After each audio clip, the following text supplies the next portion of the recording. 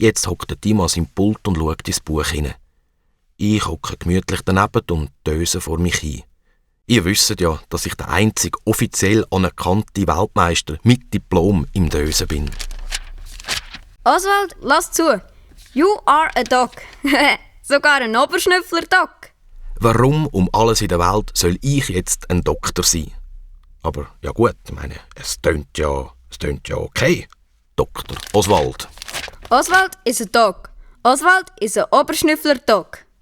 Nein, also jetzt übertreibt der Timo schon ein bisschen. Ich esse ja wirklich viel, aber gerade einen ganzen Doktor esse ich sicher nicht. Überhaupt esse ich gar keine Menschen. Also so etwas Blöds. Oswald is my friend.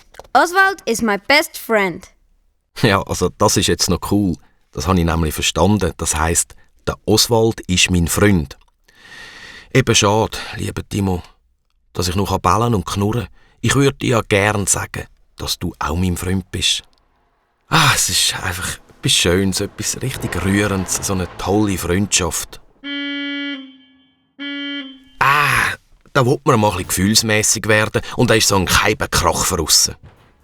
Was ist denn das eigentlich? Der Timo schaut natürlich nicht mehr länger in sein Englischbuch, er gumpelt ab dem Stuhl und flitzt in den Garten. Und ich selbstverständlich hintendrein. Da steht ein nickelnagelneues Auto in der Garageeinfahrt. Timo, sein Vater, ist ganz aus dem Häuschen. Er gumpelt wie ein Orang-Utang um die weisse Luxuskarosse und klatscht immer wieder in die Hände. Also man kommt fast in Versuchung, ihm eine Banane zu geben. Ja, aber eigentlich kann ich ihn ja verstehen. Die letzten 2 Wochen hat Timo sein Papi nämlich von nichts anderem als dem neuen Auto geredet. Er hat, glaube ich, schon, als er so alt wie der Timo war, immer davon geträumt, einmal so ein Auto zu haben. Also ich hoffe dann schon, dass der Timo nicht von so einem Auto träumt, sondern von einer ganz grossen Oswald-Familie mit einem riesigen Haus voller Hundefutter und einem Garten, wo 1000 Knochen vergraben sind.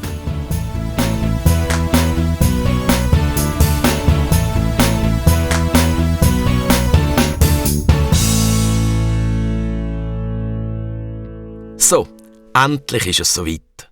Das Auto- und das Englischbüffler-Wochenende ist vorbei und der Timo und ich hocken heute am Montagnachmittag beim Sven daheim. Heute trifft sich nämlich der Detektivclub. Alle bis auf den Yusuf sind schon da. Wir sitzen alle im Svens im Zimmer und essen Weihnachtsguetzli. Isabelle und Maruscha stopfen mir abwechslungsweise eins von diesen feinen, süssen, wunderbaren, weihnachtlichen Guetzli ins Maul. Die anderen sind nicht ganz so fest mit Essen beschäftigt wie ich.